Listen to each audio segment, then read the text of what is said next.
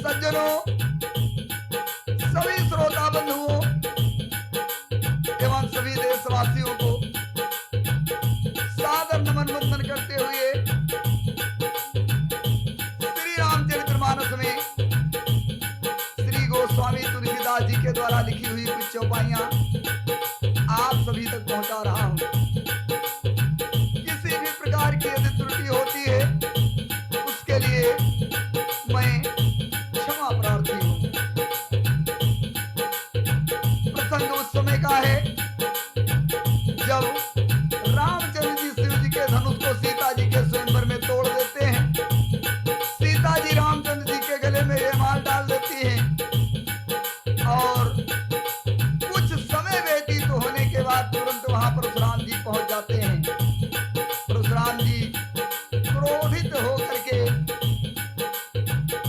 जनक जी से पूछते हैं कि धनुष किसने तोड़ा है, उसे मेरे सामने प्रस्तुत कीजिए।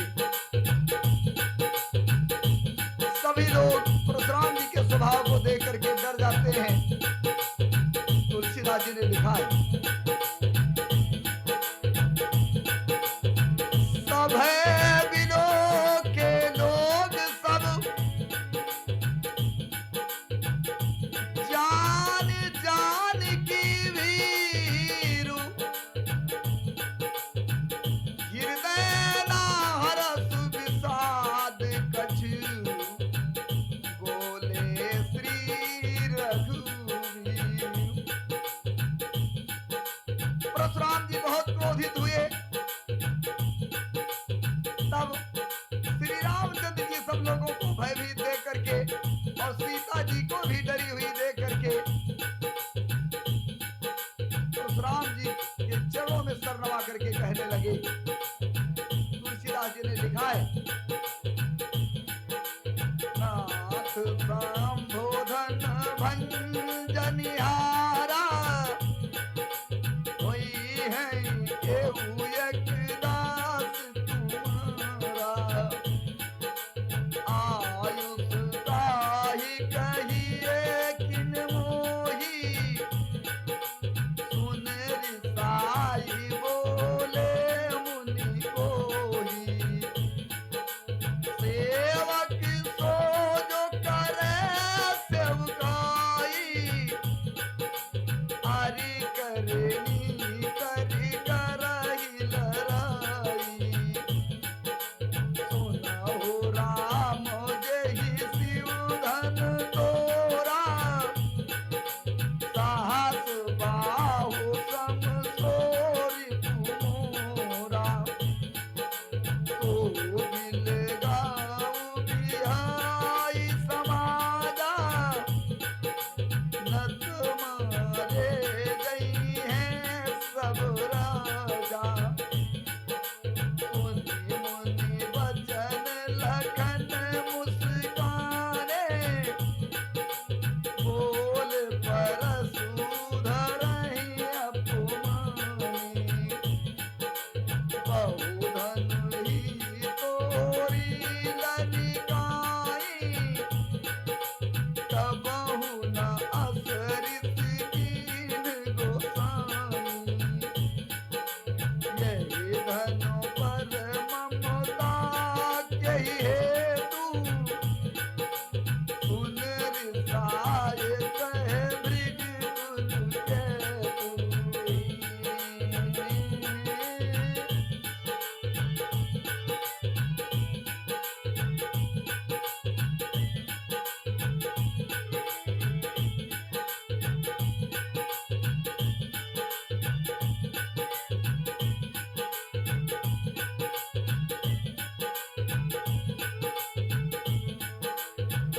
भगवान श्री रामचंद्र जी ने परशुराम जी से कहा, प्रभु आपका कोई दास ही होगा शिव जी के धनुष को तोड़ने वाला, क्या आज्ञा है, मुझसे क्यों नहीं कहते। ये है सुन करके क्रोधी मुनि रिसा करके बोले कि सेवक वही होता है जो सेवकाई करता है, शत्रु का काम करे तो लड़ाई ही करनी चाहिए। हे राम सुनो, जिसने शिव धनुष को तोड़ा है वो मेरा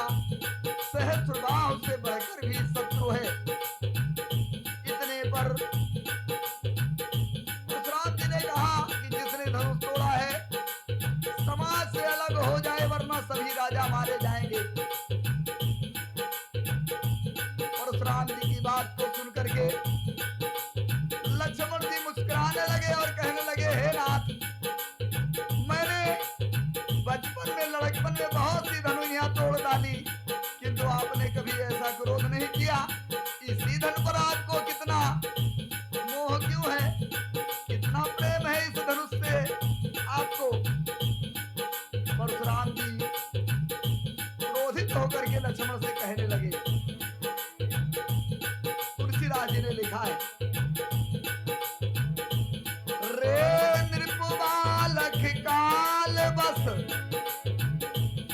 बोलत तो ही ना संहारी, और धनु ही समुद्री पुरार धनु विदित सकल संसार। बस राम जी ने कहा, रे राजपुत्र,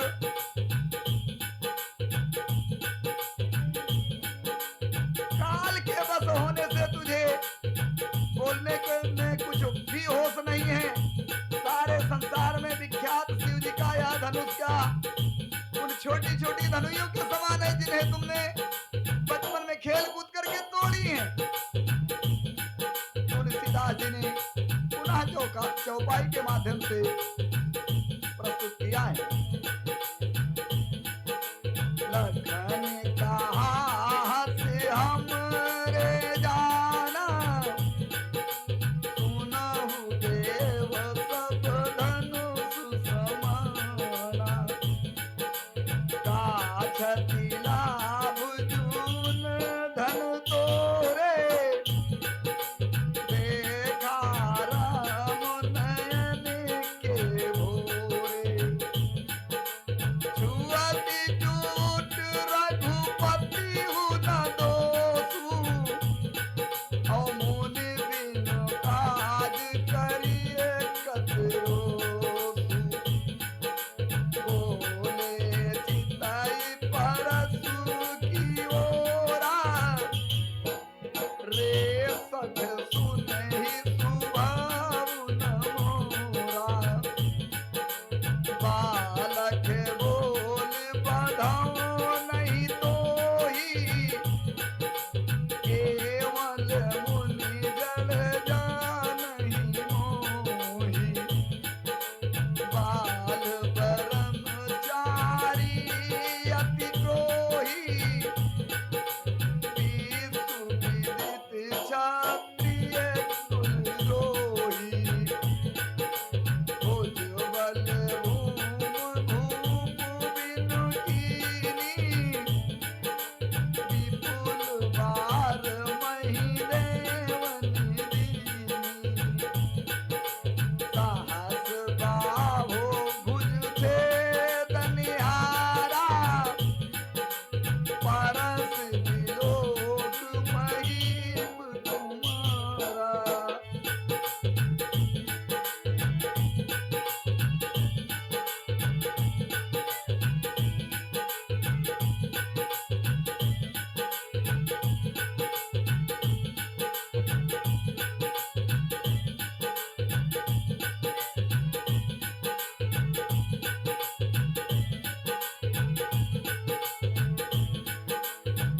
लक्ष्मण जी ने कहा कि हे नाथ, मेरे समझ में तो सभी धनुष बराबर होते हैं। पुराने धनुष को तोड़ने में क्या लाभ है और क्या हानि।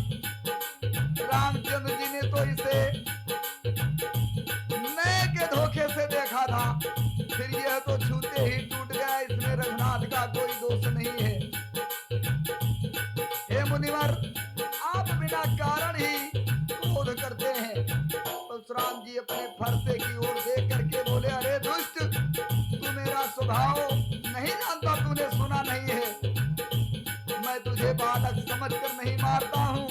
अरे मूर्ख, क्या तू मुझे मेरा मुन ही जानता है? मैं बाल ब्रह्मचारी और अत्यंत क्रोधी हूँ। क्षत्रिय कुल का शत्रु तो विश्व भर में विख्यात हूँ। अपनी भुजाओं के बल से मैंने पृथ्वी को राजाओं से रहित कर दिया और बहुत बार उसे विप्रों को दान में दे दिया है। हे राजकुमार, सहस्रबाहु की भुजाओं को काटने वाले मेरे इस फरसे को देख। पुनः तुलसीदास जी ने लिखा है,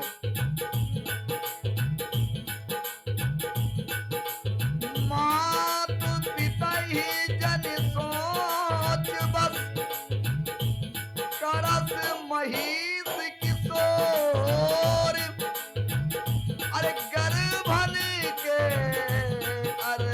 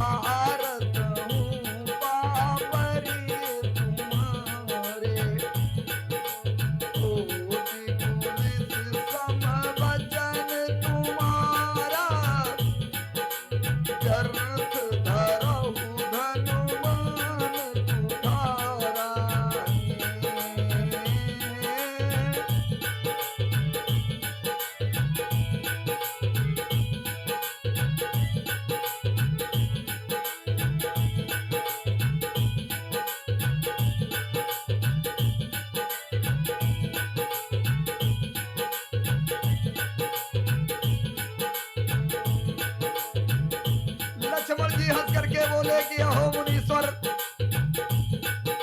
अपने को बड़ा भारी योद्धा समझते हो, बार बार मुझे कुल्हाड़ी दिखाते हो, मुंह से कुहाड़ उड़ाना चाहते हो। यहाँ कोई कुम्हड़े की बत्तियां नहीं है जो तर्जनी उंगली को देख करके मर जाती है तुरंत।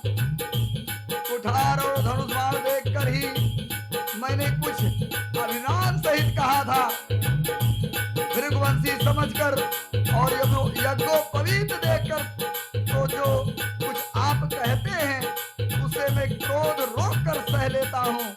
देवता, ब्राह्मण, भगवान के भक्त और गौ, इन पर हमारे कुल में वीरता नहीं दिखाई जाती। हे मुनिवर, क्योंकि इन्हें मारने से पाप लगता है और इनसे हार जाने पर अतीरत होती है, इसलिए आप मारे तो भी आपके पैर ही पड़ना चाहिए। आपका एक एक वचन ही करोड़ों वचनों के समान है। धनुष, बाण और कुठार तो आप व्यर्थ ही धारण करते हैं, आपकी वाणी ही इतनी कठोर है। पुनः तुलसीदास जी ने लिखा है, जो विलोक अनुचित कहो, क्षमहु महामुनि धीर, अश्वनी सरोस भृगुवंश मन, बोले गिरा गंभीर। इन्हें देखकर मैं कुछ अनुचित कहा हो तो उसे हे धीर मुनि क्षमा कीजिए। लक्ष्मण जी ने कहा परशुराम जी से। यह सुन करके भृगुवंश मुनि परशुराम जी क्रोध के साथ गंभीर वाणी बोले। तुलसीदास जी ने लिखा है, कौशिक सुनहु मांडु यह बालक, कुटिल काल बस निज कुल घालक, भानु वंश राकेश कलंक, निपट निरंकुश अबुध असंकु, काल कवल होई है ही छन माही, कहाओ पुकारी घोर मोहि नाही, तुम हट कहु जो चाहु कुवारा, कहीं परतापन रोष हमारा, लखन कहो मुनि सुजस तुम्हारा, तुम ही अछत को बर नहीं पारा,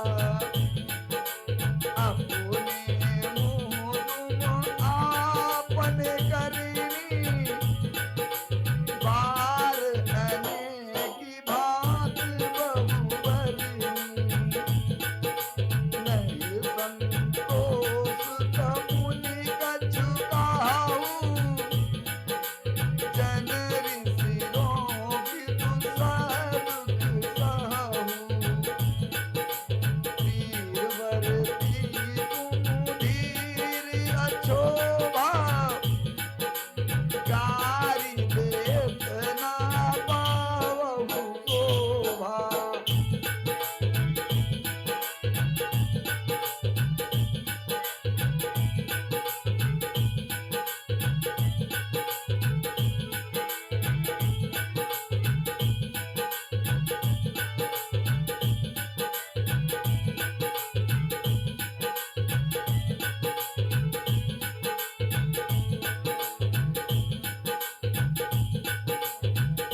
परशुराम जी ने कहा कि हे विश्वामित्र सुनो, यह बालक बड़ा ही कुबुद्ध और कुटिल है। लक्ष्मण जी को कहते हैं परशुराम जी, काल के बस होकर यह अपने कुल का घातक बन रहा है। यह सूर्यवंश रूपी पूर्ण चंद्र का कलंक है। यह बिल्कुल उदंड और मूर्ख और जाएगा। मैं पुकार कर कहता हूँ, फिर मुझे दोष नहीं देना। विश्वामित्र से परशुराम जी कहने लगे कि यदि तुम इसे बचाना चाहते हो, विश्वामित्र जी से परशुराम जी कह रहे हैं कि यदि तुम इसे बचाना चाहते हो तो हमारा प्रताप, बल और क्रोध बतला कर इसे मना कर दो।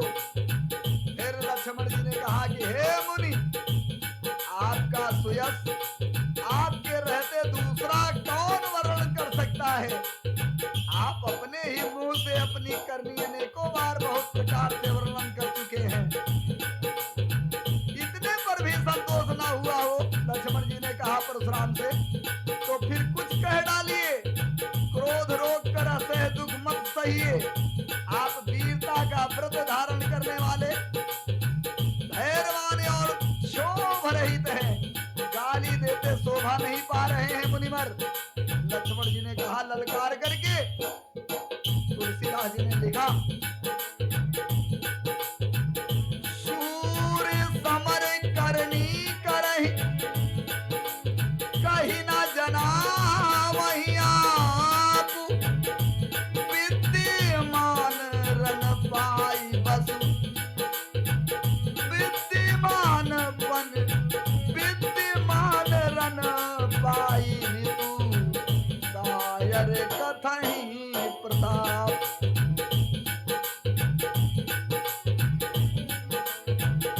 लक्ष्मण जी ने कहा कि हे मुनि, सूरवीर यानी योद्धा युद्ध में अपने यश का बखान नहीं करते हैं, अपनी वीरता का बखान नहीं करते हैं, कहकर अपने को नहीं जनाते हैं। शत्रु को युद्ध में उपस्थित पाकर कायर ही अपने प्रताप की डींग मारा करते हैं।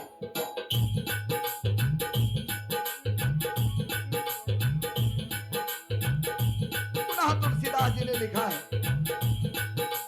तुम तो कालो हाथ जनु लावा, बार बार मोहे लागी बोलावा, सुनत लखन के वचन कठोरा, परस सुधार धरऊ कर घोरा, आवेदन देई दोष मोहि लोगु, कटुवादी बालक बध जोगु, बाल विलोक बहुत मैं बाचा, आप यहो मरन हार भाषा, कौशिक कहा क्षमिए अपराधु, बाल दोष गुण गणहि न साधु, कर कुठार में अकरुण कोहि, आगे अपराधी गुरुद्रोही, उतर देत छोड़ो बिनु मारे, केवल कौशिक शील तुम्हारे, न तो यही काठ कुठार कठोरे, गुरहे गोरी न होते श्रम थोरे।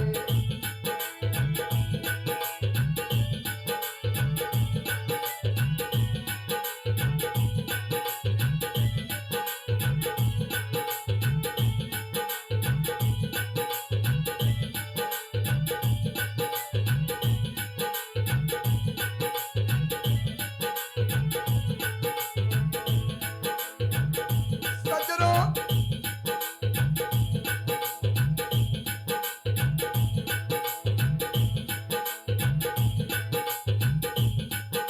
लक्ष्मण जी ने कहा, आप तो मानो काल को हाथ लगाकर बार बार उसे मेरे लिए बुला रहे हैं। मुनिवर,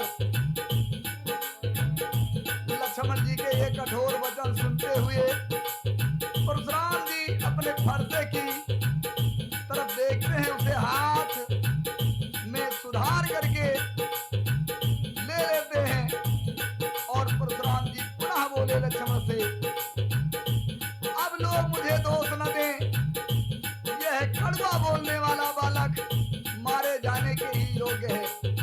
इसे बालक देखकर मैंने बहुत बचाया, पर अब यह सचमुच मरने को ही आ गया है।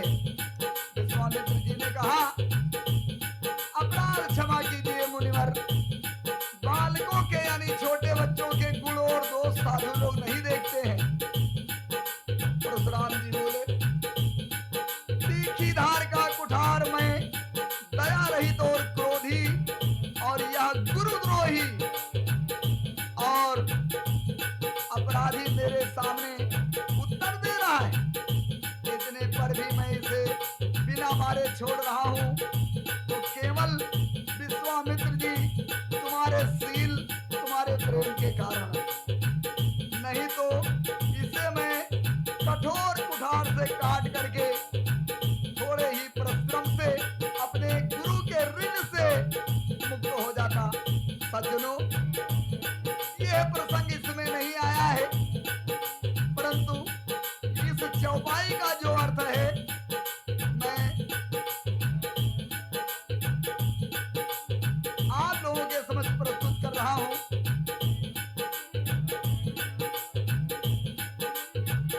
इसमें लिखा है तुलसीदास जी ने कि परशुराम जी कहते हैं, उतर देत छोड़ो बिन मारे, केवल कौशिक शील तुम्हारे, न तो यही काट कुठार कठोरे, और बुरा ही उरिन होते श्रम थोरे। यानी अपने गुरु से उरिन होने की बात परशुराम जी कहते हैं। सज्जनों,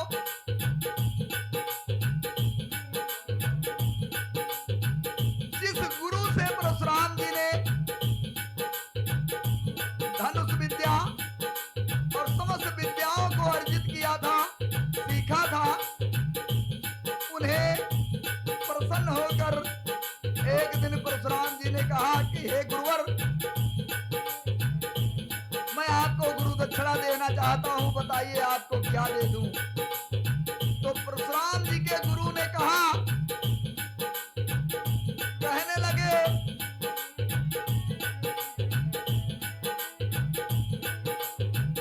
कि अगर आप मुझे गुरु दक्षिणा देना ही चाहते हैं तो मैं ये चाहता हूं कि जो शेष है, शेष की गर्दन यानी खोपड़ी काट करके आप लाइएगा और हमें दीजिएगा, तो मैं गुरु दक्षिणा में लूंगा। सज्जनों, परशुराम एक ऐसे चेला रह गए दुनिया में जो अपने गुरु की गुरु दक्षिणा नहीं चुका सके। सज्जनों, मैं अपने लिए या अपने पास से नहीं कह रहा हूं, चौपाई का भावार्थ यहाँ कह रहा था, इसलिए मैंने इस प्रसंग को भी रखा है जो मैंने सुना था अपने से विद्वत जनों के मुखार बिंदों से, और ग्रंथों में भी शायद इसका लेख मिलता है।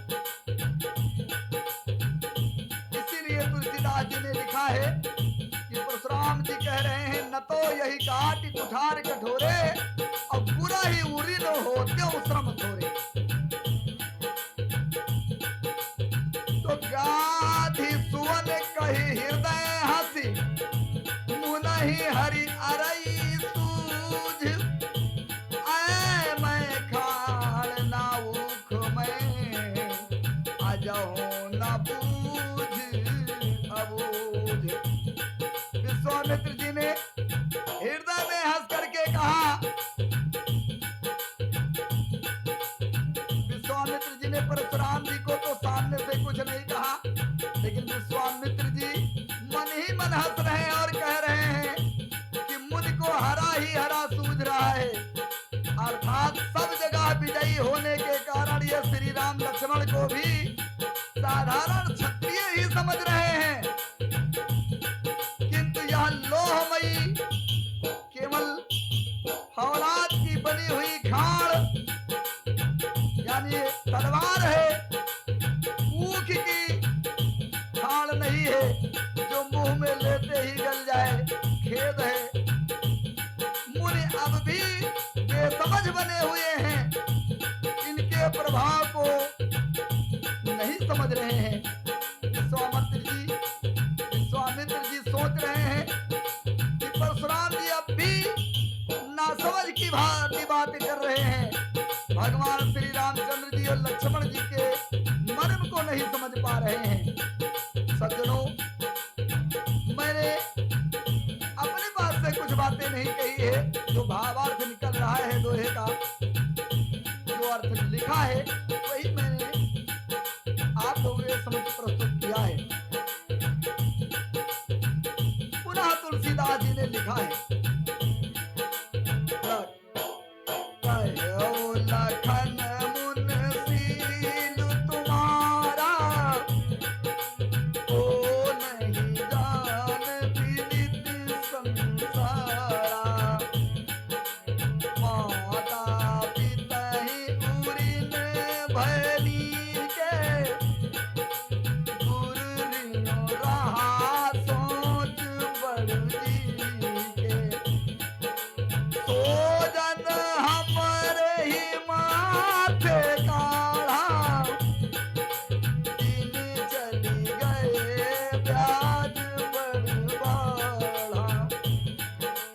अब आनी बेहू हरिया बोली, तुरंत देहूं मैं थैली खोली। और सोने कटु बचन कुठार सुधारा, हाय हाय सब, हाय हाय सब सभा पुकारा।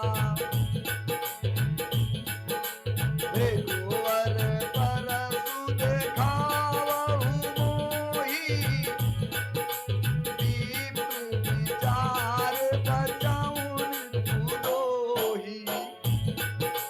मिले न कबाहु सुभट रन गाढ़े, तुझ देवता घरहि के बाढ़े। अनुचित कही सब लोग पुकारे, रघुपत सैन लखन निवारे।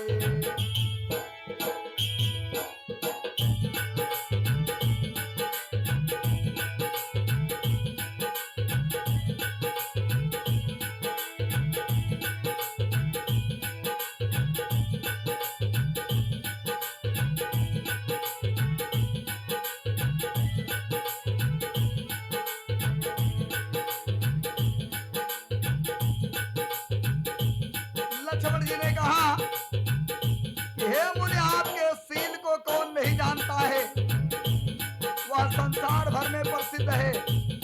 आप माता पिता से तो अच्छी तरह ऋण हो ही गए हैं, अब गुरु का ऋण रह गया है। जिसका जी में आपके सोच लगा हुआ है, वह मानो हमारे ही मत्थे काढ़ा था, वह मानो हमारे ही मत्थे काढ़ा था। बहुत दिन बीत गए, इससे ब्याज बहुत बढ़ गया है। अब किसी हिसाब करने वाले को बुला लाइए, तो मैं तुरंत थैली खोल कर दे दूंगा। लक्ष्मण जी के कड़वे वचन सुन करके परशुराम जी हर्षे को संभालते हैं। सारी सभा हाय हाय करके पुकार उठी। लक्ष्मण ने कहा कि हे भृगुश्रेष्ठ, आप मुझे फरसा दिखा रहे हैं, पर हे राजाओं के शत्रु, मैं ब्राह्मण समझकर बचा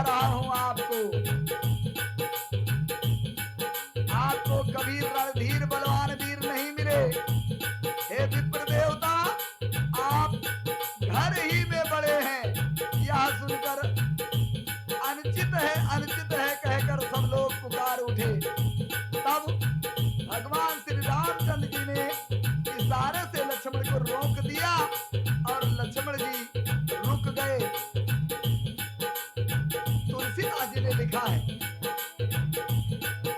तो लखन उतर आहुत सरिस भृगुवर को कृषानो बढ़त देख जल सम बचन बोले रघुकुल भानु। लक्ष्मण जी के उत्तर से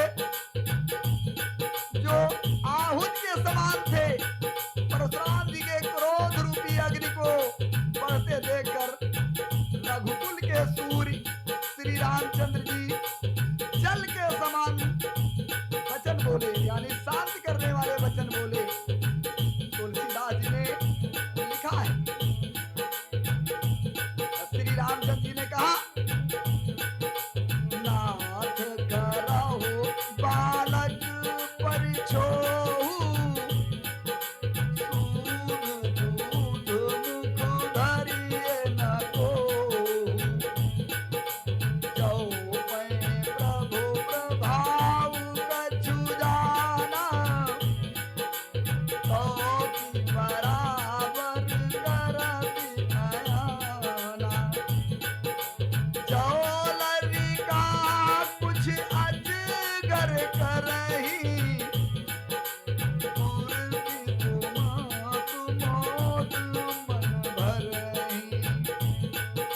करिए कृपा शिशु सेवक जानी तुम समशील धीर मुनि ज्ञानी। राम बचन सुनि कछुक जुड़ाने कहे कछु लखन बहुर मुस्काने। हसीब हसत देख नख सिकृस व्यापी राम तोर भ्राता बड़ पापी। गौर शरीर श्याम मन माही काल कूट मुख पै मुख नाही। सहज देव अनुहरय न तोही नीच नीच समु देख न मोही।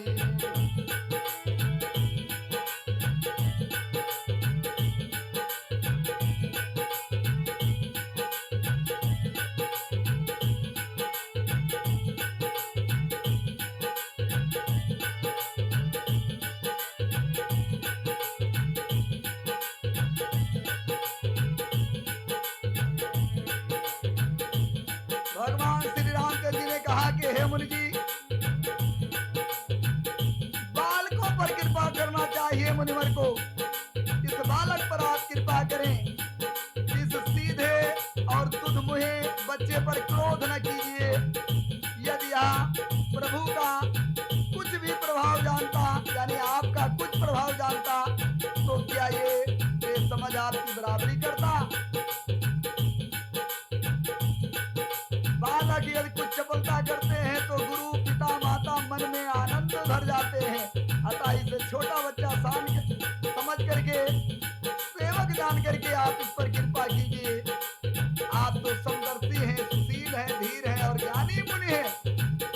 रामचंद्र जी के वचन को सुन करके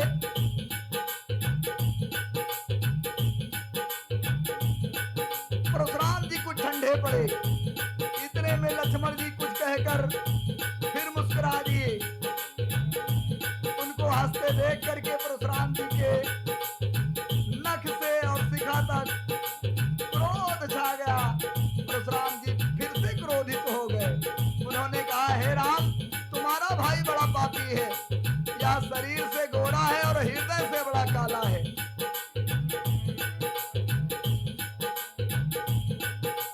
यह विषमुख है, दुधमुहा नहीं है। स्वभाव से ही टेढ़ा है, तेरा अनुसरण नहीं करता है। यह नीच मुझे काल के समान नहीं देखता है। तुलसीदास जी ने पुनः दोहे के माध्यम से लिखा है,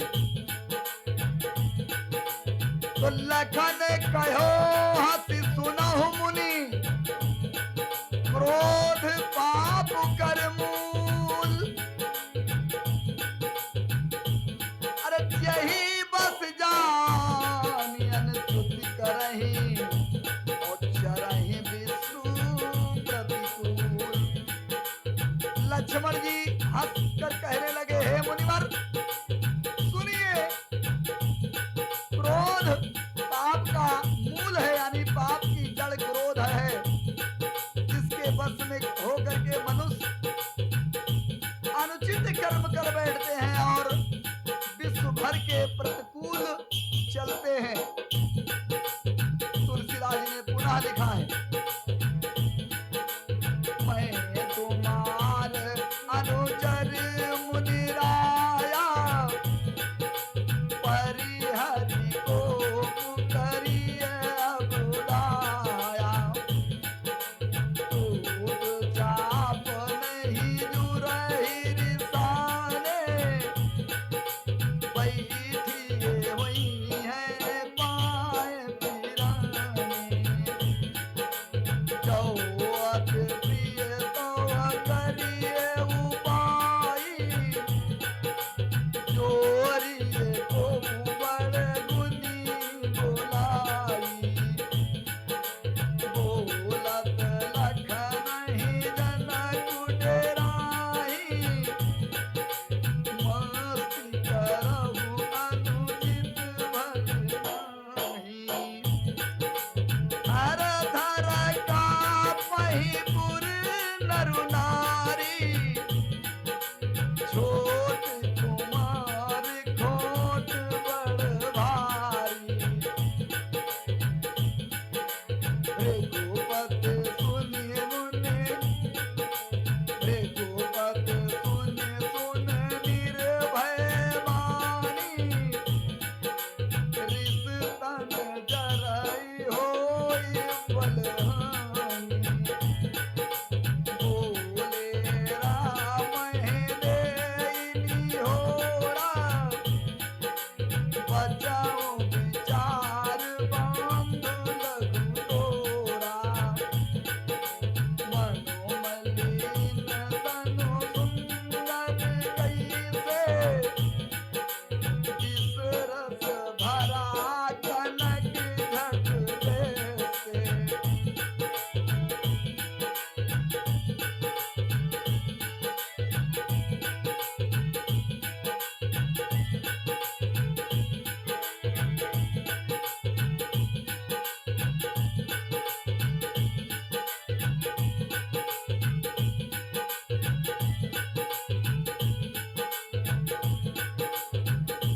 लक्ष्मण जी ने कहा कि मैं आपका दास हूं, अब क्रोध त्याग कर दया कीजिए।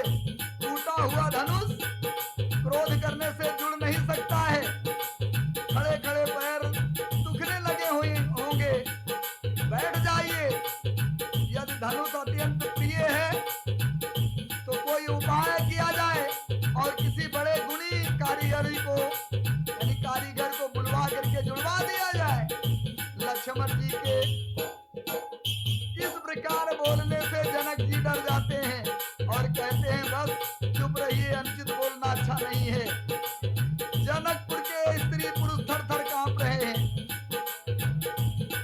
मन ही मन कह रहे हैं कि छोटा कुमार बड़ा ही खोटा है।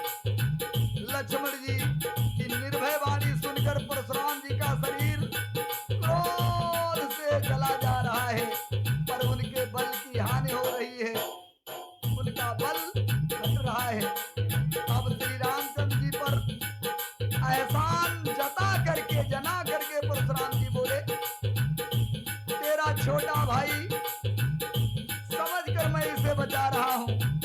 यह मन का मैला है और शरीर का कैसा सुंदर है, जैसे विष के रस से भरा हुआ सोने का घड़ा हो। तो सुनी लक्ष्मण बिह से बहुरी, नयन तरे रे राम। अब गुरु समीप गमुने सुकच, गुरु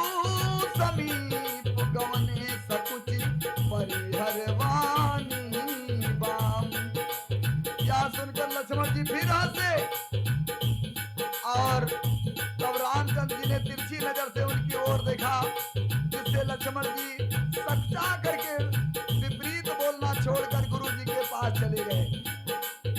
पुनः तुलसीदास जी ने लिखा है, अति विनीत मृदु शीतल वाणी, बोले राम जोरी जुग पानी, सुनाओ नाथ तुम साज सुजाना, बालक बचन करिए नहीं काला, वर्रे बालक एक सुभाऊ, इन्हीं ना संत विदु सहिताऊ, तेहि नाही कछु काज बिगाड़ा, अपराधी मैं नाथ तुम्हारा, कृपा कोप बधु बदम गोसाई, मो पर करिए दास की नाई, कहिए बेगी जही विधि ऋषि जाई, मुनि नायक सोई करऊ पाई, कही मुनि राम जाई ऋषि कैसे, अजहु अनुज तव चितव अनैसे, यही के कंठ कुठार नदीना, तो मैं काह कोप करी कीना।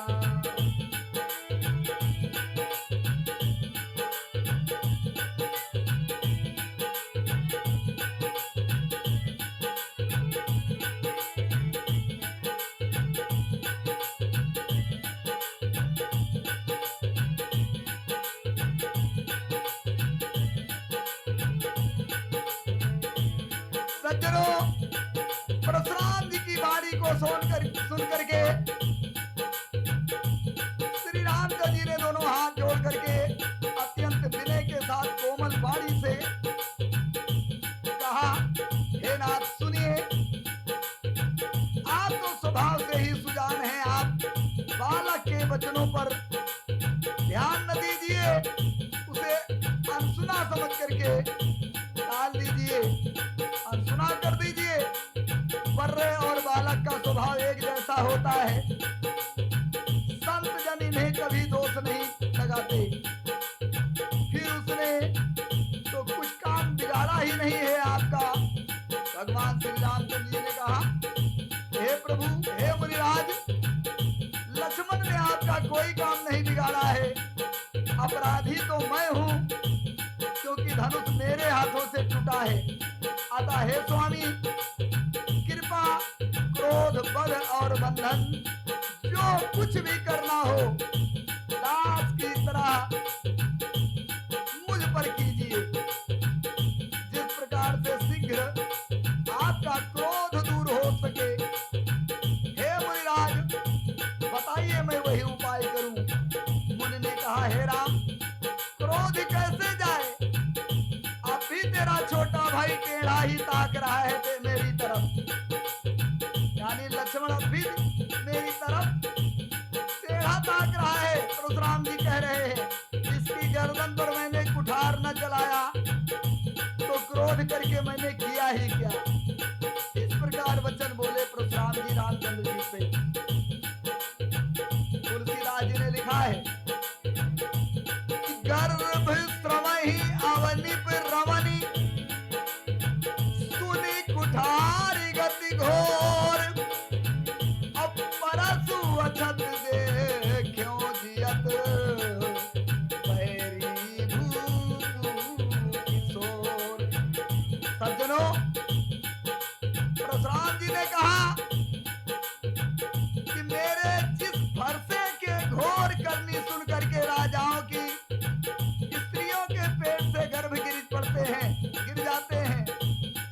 इसी फरसे के रहते में इस शत्रु राजपुत्र को जीवित देख रहा हूं।